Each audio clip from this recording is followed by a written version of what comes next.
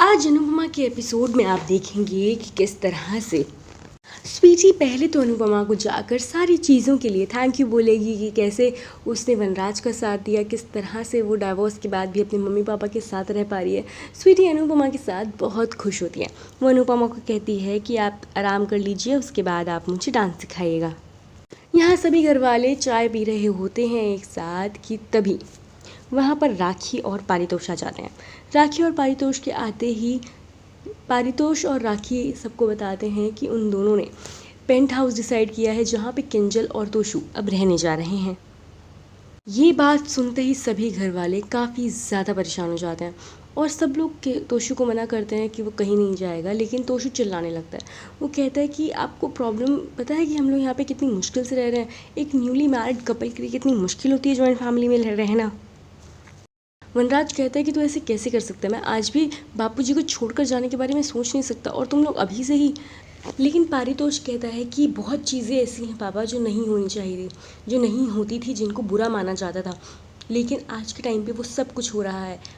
Divorce लेना भी तो बुरा माना जाता था, लेकिन जब आप दोनों का डाइवोर्स हुआ और आप दोनों अलग हो सकते हैं तो मैं और किंजल अलग जाकर रह क्यों नहीं सकते हैं।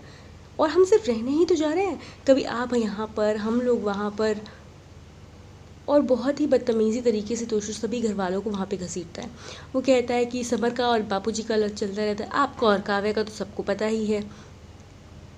लेकिन इस पर फिर बाद में अनुपमा पारितोष को चिल्लाती है। वो कहती है कि ठीक है, सच बोलने का भी एक तरीका होता है। अगर यही बात हम लोग बोलें कि किंजल के आने से समर का कमरा छिन गया, उसकी आज़ादी छिन गई, फिर नहीं हो सकता ना, तो तुझे कितना बुरा लगेगा। सभी घर वालों के अगेंस्ट जाके पारितोष ये फैसला लेता है कि वो अलग ही जाएगा। और अनुपमा कहती है कि ठीक है जाओ, तुम दोनों को क्या डिसाइड करना है वो तुम दोनों सोचो। जिस पर वनराज कहता है कि तुम कैसे मान गए इन दोनों को अलग रखने के लिए। तो अनुपमा कहती है कि साथ रहकर मन दूर हो जाने से बेहतर है कि दूर रहकर प्यार बना रहे, और दरारें आने से दूरियां आना बेहतर है। वनराज भी अनुपमा की बात में हामी भरता है और वो कहता है तुम ठीक कह रही हो, सही है ये। और वैसे भी देखते हैं, अभी गए नहीं हैं, क्या डिसाइड करते हैं। काव्या को लगता है कि वनराज अनुपमा के डिसीजन का अपोज करेगा, लेकिन वनराज जैसे ही उसको सपोर्ट करता है काव्या का गुस्सा और तेज़ बढ़ जाता है।